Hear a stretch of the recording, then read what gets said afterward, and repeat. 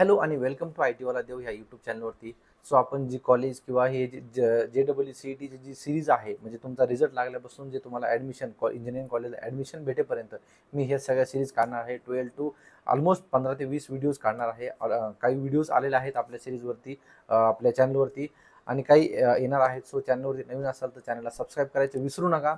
आणि मला तुम्ही सांगा तुम्हाला कुठले कुठले टॉपिकवरती व्हिडिओज पाहिजे आहेत, तुमचे डाऊट्स आहेत, तुमचे कमेंट्स असतील, ज्या पण मला तुम्ही डायरेक्टली कमेंटमध्ये मला सांगू शकता. आणि जर तुम्हाला 1 to 1 काही डाऊट असेल तर तुम्ही टॉपमेटवरती माझा सेशन बुक करू शकता. ओके. सो आजचा जो टॉपिक आहे तो खूप इम्पॉर्टंट आहे. का? कारण मार्क्स जर CETच्या मार्क्स जर बघितला आपण ना, तर मार्क्स 40 to 100 हे ऑन एन ॲव्हरेज जर बघितलं ना, 60% जे स्टुडंट आहेत, म्हणजे CETला जे बसलेले आहेत ते जे 60% जे स्टुडंट आहेत ना, त्यांना 40 to 100 मार्क्सच्या मध्येच असतात. ओके. सो आकडा हा 60% आहे, 70% असेल, पण लास्ट इयरला अराउंड 60 to 65% पर्यंत होता हा. तर घाबरून जायचं आहे का? अजिबात नाही. आपल्याला ॲडमिशन 100% भेटणार आहे, चांगलं कॉलेज भेटणार आहे, चांगली ब्रांच भेटणार आहे. बट काय होतं ना, आपलं जे सर्चिंग म्हणा किंवा मग आपण जे फाइंडिंग म्हणा, जे चांगलं माहिती आपण गोळा करत नाही आणि आपल्याला चांगलं कॉलेज आणि ब्रांच भेटत नाही. तर आज मी तुम्हाला घेऊन येत आहे इन डिटेलमध्ये की तुम्हाला तुमच्या मार्क्सनुसार तुम्हाला कॉलेज कोणतं भेटेल आणि कसं भेटेल. मार्क्स कमी असले तरीही घाबरून जायचं काम नाही आहे. ऑलमोस्ट हे जे आहे ना, पर्सेंटाईल तुमचं व्हॅरी करतं इयर टू इयर. किती स्टुडंट बसले काय, तो फॉर्म्युला तुम्ही माझ्या एका पॉडकास्टवरती डिफाईन केलाच आहे. बट जर तुम्हाला 100 मार्क्स असतील तर तुमचे ऑन एन ॲव्हरेज पर्सेंटाईल असतात 95 to 96 पर्सेंटाईल असतात. ओके. 90 मार्क्स असतील तर तुम्हाला 92 to 93 पर्सेंटाईल असतात. 80 मार्क्स असतील तर तुम्हाला 88 to 90 पर्सेंटाईल असतात. 70 मार्क्स असतील तर तुम्हाला 83 to 85 पर्सेंटाईल असतात. 60 मार्क्स मी स्क्रीनवरती सगळे देतोच. ऑलमोस्ट 40 मार्क्स जर असेल तुम्हाला तर 60 to 65 पर्सेंटाईल तुम्हाला असतात CETमध्ये. आता बेस्ड ऑन जे मी आता हे सांगितले तुम्हाला, त्यामध्ये टॉप कॉलेजेस कसे कसे भेटतील आणि काय भेटतील. जर तुम्हाला 95 to 100 मार्क्स असतील तर तुम्हाला पुण्यामध्ये चांगले कॉलेज भेटतील. VIT तुम्हाला कॉलेज भेटायचे चान्स आहे. बट त्यामध्ये पण तुम्हाला ब्रांच कसं आहे ना, यामध्ये 2 गोष्टी असतात. कधी पण तुम्हाला जर तुमचे मार्क्स पडले ना, तुम्हाला 2 गोष्टी डिसाईड करायच्या आहेत. तुमचे मार्क्स, तुमची ब्रांच. तुमच्या मार्क्सवरती तुमचं जर जेवढे मार्क्स पडलेत ना, त्यावरती सगळ्यात जास्त डिफाईन काय होणार आहे, तुमचे कॉलेज आणि ब्रांच. सगळ्यात मेन काय, तुम्हाला ब्रांच कोणती पाहिजे, तुम्हाला कॉलेज कोणतं पाहिजे. तुम्हाला कॉलेज चांगलं पाहिजे तर ब्रांच तुम्हाला ॲव्हरेज भेटेल तुमच्या मार्क्सनुसार. ओके. सो तुम्हाला जर समजा VIT जर पुण्यामध्ये आहे जर पाहिजे असेल ना, तर तुम्हाला ब्रांच म्हणजे जिथे ट्रेंडिंग ब्रांच नाही आहे, तुम्हाला कॉलेज चांगलं भेटेल पण ब्रांच तुम्हाला थोडीशी लो कॉम्पिटिशनमधली घ्यावं लागेल. कारण सध्या कसं आहे, AI वगैरे ह्या खूपच कॉम्पिटिशनमध्ये ब्रांच आहेत, तर ती तुम्हाला भेटणार नाही. त्याच्या व्यतिरिक्त तुम्हाला जर असेल ना, तर तुम्ही तिथे अप्लाय करू शकता. DY Patil college of engineering Akurdi, इथे पण तुम्हाला मोस्ट ऑफ द ब्रांच भेटू शकतात. पण समजा जर तुम्हाला 95 to 100 जर मार्क्स असतील ना, तर तुम्हाला अकुर्डीचं जे DY पाटील आहे तिथे तुम्हाला कॉम्प्युटरच्या रिलेटेड ब्रांच नाही भेटणार. कारण लास्ट इयरचा कट ऑफ त्यांचा ऑलमोस्ट 120 अबव आहे. सो 98 पर्सेंटाईलच्या वरती आहे. आणि 100 मार्क्स असतील तर तुम्हाला तिथे कॉम्प्युटरच्या रिलेटेड ब्रांच भेटणार नाही. लास्ट इयरचा आहे. बट तुम्ही बाकीच्या ज्या ब्रांच आहेत त्या तुम्ही तिथे ट्राय करू शकता. त्या कॉलेजमध्ये टॉपमोस्ट कॉलेजेस आहेत. त्यानंतर all India Shri Shivaji memorial, म्हणजे AISSMS COE हे आहे. तिथे तुम्हाला ENTC मेकॅनिकल IT ही पण ब्रांच तुम्हाला तिथे भेटू शकते जर तुम्हाला 90 to 100 मार्क्स असतील तर. त्यानंतर MIT. ओके. MIT मध्ये पण तुम्हाला चेक करावं लागेल की तुम्हाला कोणत्या ब्रांचला किती कट ऑफ होता किंवा काय होता. ऑलरेडी आपण कट ऑफच्या रिलेटेड खूप सारे व्हिडिओज बनवतोय. बट तुम्हाला MIT पण भेटू शकतं. जर तुम्हाला समजा कॉम्प्युटरच्या रिलेटेड घ्यायचं असेल तर तुम्ही IT किंवा त्यानंतर अजून डेटा सायन्स वगैरे ह्या ज्या ब्रांचेस आहेत ना, त्या तुम्ही ट्राय करू शकता. ओके.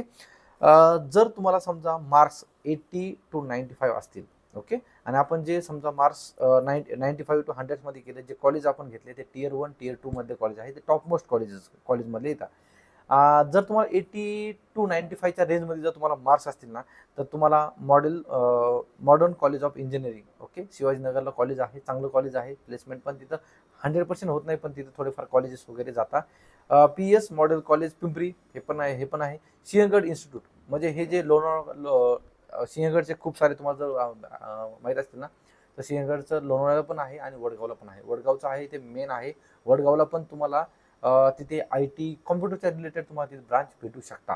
असं काही नाही, चांगलं कॉलेज आहे, प्लेसमेंट पण चांगली होते तिथे, कॉलेज कॅम्पस येतो. जर तुम्हाला 80 to 95चे जर मार्क्स असतील ना, तुम्ही सिंहगडला पण ॲडमिशन कॅप थ्रू घेऊ शकता. कॅप थ्रू ॲडमिशन घ्यायचा प्रयत्न करा. मॅनेजमेंटला वगैरे स्टार्टिंगला जाऊ नका, कारण तुम्ही कॅप थ्रू जर ॲडमिशन घेतलं तर तुम्हाला जे पण काही तुमच्या कास्टनुसार ज्या पण तुम्हाला स्कॉलरशिप आहे त्या तुम्हाला भेटतात. ओपन असो, ओपनला पण हे EBC भेटते तुम्हाला.